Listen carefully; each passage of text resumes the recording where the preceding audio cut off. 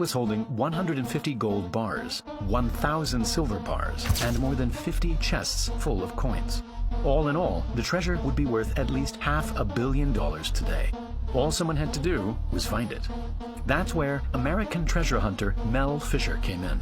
He had spent his entire life diving, and along with his wife, ran a diving school in California, teaching more than 60,000 people how to dive. With the allure of the Atocha sitting in the Florida Keys, Mel and his family moved across the country in search for its treasure. With little more than a boat and some metal detectors, they began their search in an area called the Matecumbe Keys, which had been mentioned in several documents. But after a year of searching and more than 100,000 miles covered, they hadn't found a single thing. To many, finding the Atocha in this vast expanse of ocean was an impossible task. But Mel had a secret weapon, historian Eugene Lyon.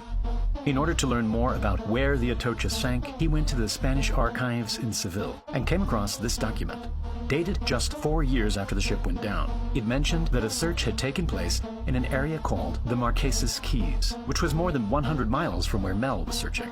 Mel and his crew instantly moved their boat and started searching in this new location. But the divers were now searching in deeper water, and they had one huge problem: visibility. Although the water was clear on the surface, at the bottom, the divers could barely see their own hands. And so Mel came up with a genius yet simple solution.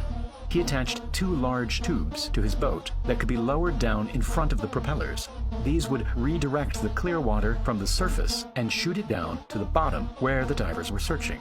Not only did this clear up the muddy waters perfectly, it had the added benefit of digging a big hole and revealing whatever was buried underneath the sand.